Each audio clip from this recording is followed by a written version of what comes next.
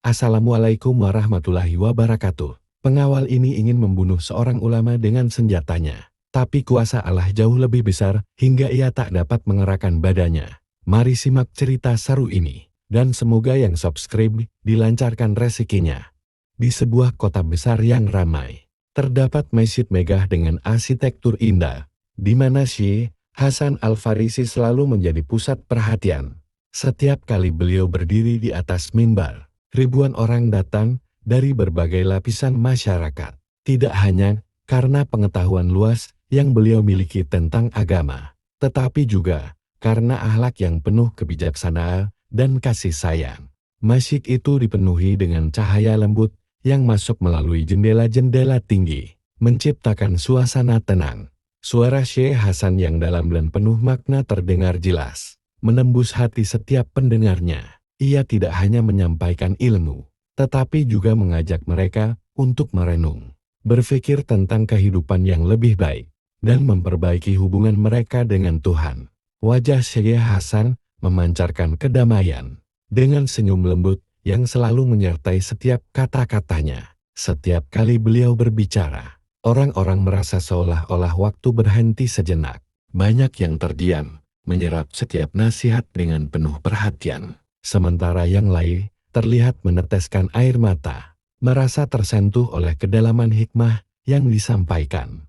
Para jamaah pun bagaikan terikat oleh kata-kata beliau, bukan hanya sebagai ulama, tetapi lebih sebagai sosok yang menginspirasi mereka untuk berbuat lebih baik.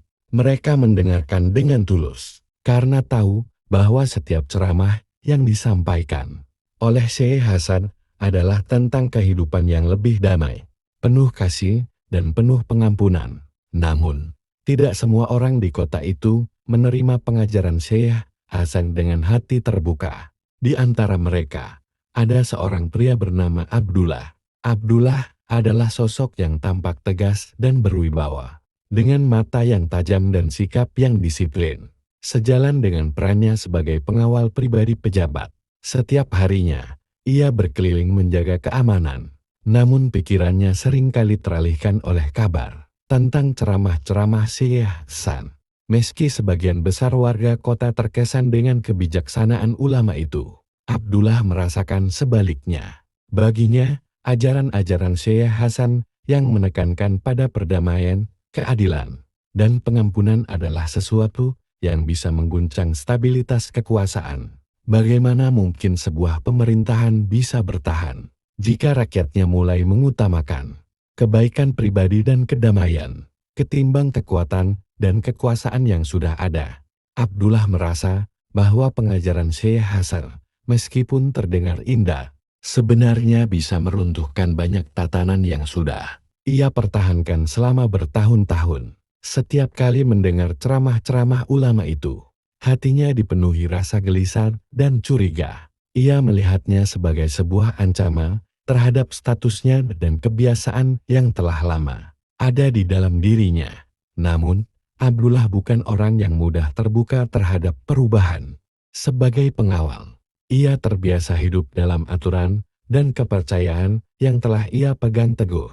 Ia memandang para ulama sebagai orang-orang yang hanya berbicara tentang dunia akhirat, tanpa memikirkan kenyataan yang ada di hadapannya. Seiring waktu, perasaan tidak suka terhadap Syekh Hasan semakin kuat, hingga ia merasa perlu untuk menghalangi penyebaran ajaran Islam yang menurutnya semakin mengancam kekuasaan yang ada. Dalam benaknya, mungkin jalan satu-satunya untuk menyingkirkan ancaman itu adalah dengan menghentikan Syekh Hasan, bahkan jika itu berarti harus menyingkirkannya dengan cara apapun. Suatu hari, Abdullah didatangi oleh sekelompok orang yang merasa terancam oleh popularitas Syekh Hasan. Mereka merencanakan untuk membunuh ulama itu saat ia mengajar di masjid besar kota. Rencana itu pun disetujui oleh Abdullah, yang tak ragu untuk melaksanakan perintah. Hari yang ditentukan pun tiba. Syekh Hasan, seperti biasa, berdiri di mimbar masjid untuk memberikan ceramahnya. Tanpa ia ketahui, Abdullah sudah berada di dekatnya dengan sebuah senjata tajam, siap melaksanakan niat jahatnya. Namun, sesuatu yang tidak terduga terjadi. Ketika Abdullah hendak mendekati Syekh Hasan, dia merasakan tangan yang kuat menahan pergelangan tangannya, membuat senjata yang ia pegang hampir terjatuh. Di belakangnya, seorang anggota jemaah masjid yang telah melihat gerak-gerik Abdullah dengan curiga, segera melaporkannya pada penjaga masjid. Abdullah pun ditangkap dan dibawa ke penjara. Sementara Syekh Hasan hanya bisa memandang dari jauh, namun kejadian itu tidak membuat Syekh Hasan merasa marah atau kesal. Justru, beliau merasakan sebuah panggilan untuk menemui dan mengampuninya. Setelah gagal melaksanakan rencananya, Abdullah terkurung dalam penjara, dipenuhi perasaan bersalah dan takut. Ia tahu bahwa akibat dari tindakannya, ia akan menghadapi hukuman berat. Namun, yang lebih menyiksa baginya adalah rasa malu terhadap apa yang telah ia lakukan. Dalam kesendiriannya, ia merenung dan bertanya-tanya apakah ada kesempatan untuk memperbaiki dirinya. Suatu hari, saat ia terbaring di dalam selnya, terdengar langkah-langkah kaki yang mendekat. Pintu penjara terbuka, dan seorang penjaga memasuki ruangan sambil berkata, "Syekh Hasan datang untuk bertemu denganmu." Abdullah terkejut. Ia tidak pernah membayangkan ulama yang pernah dia rencanakan untuk bunuh itu akan datang menemuinya di penjara. Dalam ketakutan dan kebingungannya, ia hanya bisa terdiam saat Syekh Hasan melangkah masuk. Syekh Hasan yang penuh kedamaian itu duduk di hadapannya dengan senyum yang menenangkan. Meskipun Abdullah tahu betul apa yang telah ia lakukan. "Aku datang bukan untuk membalas dendam, Abdullah," ujar Syekh Hasan dengan suara lembut dan penuh kasih. "Aku datang untuk melihat hati yang bisa berubah dan memberikan kesempatan untukmu." Kata-kata itu begitu menyentuh hati Abdullah. Ia tidak tahu bagaimana merespons. Hanya bisa menunduk, merasa sangat kecil dan malu. Hatinya dipenuhi dengan keraguan tentang dirinya sendiri dan keputusannya. Ia merasa tak pantas menerima pengampunan ini. Namun kehadiran Syekh Hasan dengan penuh ketulusan justru membuat hatinya semakin rapuh. Syekh Hasan melanjutkan, "Islam mengajarkan kita untuk memberi maaf, bahkan kepada mereka yang berniat menyakitinya. Aku ingin kamu tahu bahwa Allah selalu membuka pintu taubat. Tidak ada dosa yang terlalu besar untuk diampuni." Abdullah merasakan gemuruh di dalam dadanya. Kata-kata itu mengguncang dirinya, membuatnya terdiam dalam kesunyian yang dalam. Ia telah berbuat salah, berusaha membunuh ulama yang tidak bersalah. Tetapi kini ulama tersebut datang dengan kasih sayang dan pengampunan. Dalam hatinya yang penuh kebingungan, Abdullah mulai mempertanyakan semua pilihannya. Mengapa ia harus memilih jalan kekerasan dan kebencian? Apa yang sebenarnya dia cari dalam hidup ini? Setelah beberapa saat yang terasa begitu panjang, Syekh Hasan berdiri untuk pergi. Sebelum meninggalkan sel penjara, beliau berhenti sejenak dan menundukkan kepalanya. Berbicara lembut kepada Abdullah, "Jika kau ingin berubah, pintu Islam selalu terbuka untukmu." Kata-kata itu menghantam hati Abdullah dengan kekuatan yang tak terlukiskan. Sejak saat itu, Abdullah tidak bisa melupakan pesan yang disampaikan oleh Syekh Hasan. Ia menyadari bahwa ini adalah kesempatan untuk mengubah dirinya, untuk memperbaiki kesalahan yang telah ia buat dan mencari jalan yang lebih benar dalam hidupnya. Setelah pertemuan yang mengubah hidupnya dengan Syekh Hasan, malam-malam Abdullah kini dipenuhi dengan perenungan.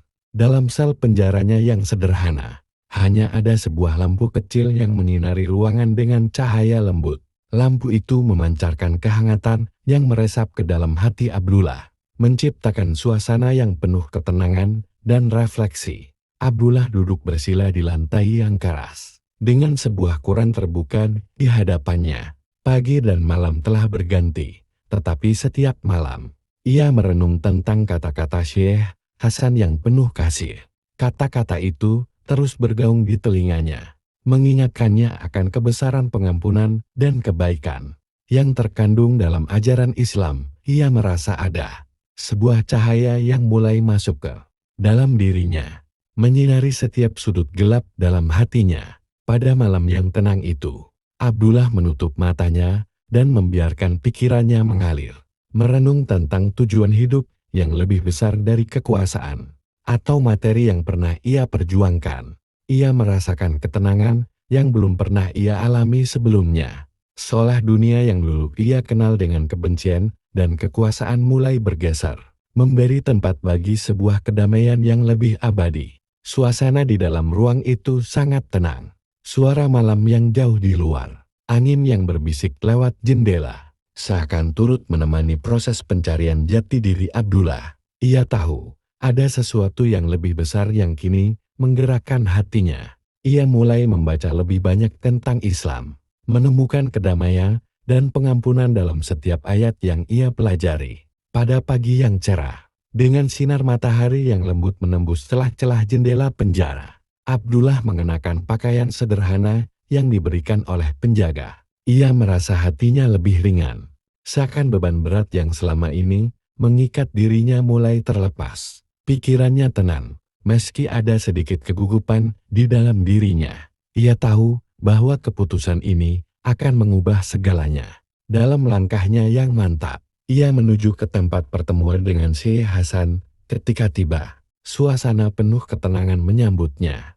Masjid yang berdiri megah di hadapannya kini terasa berbeda. Seolah-olah ia tidak hanya memasuki sebuah tempat ibadah, tetapi juga memasuki sebuah pintu yang akan membawa dirinya ke dunia baru, dunia penuh kasih, pengampunan, dan perubahan hati. Syekh Hasan sudah menunggu di sana, duduk dengan penuh kesabaran dan senyum yang menghangatkan. Tanpa sepatah kata pun, mata mereka bertemu.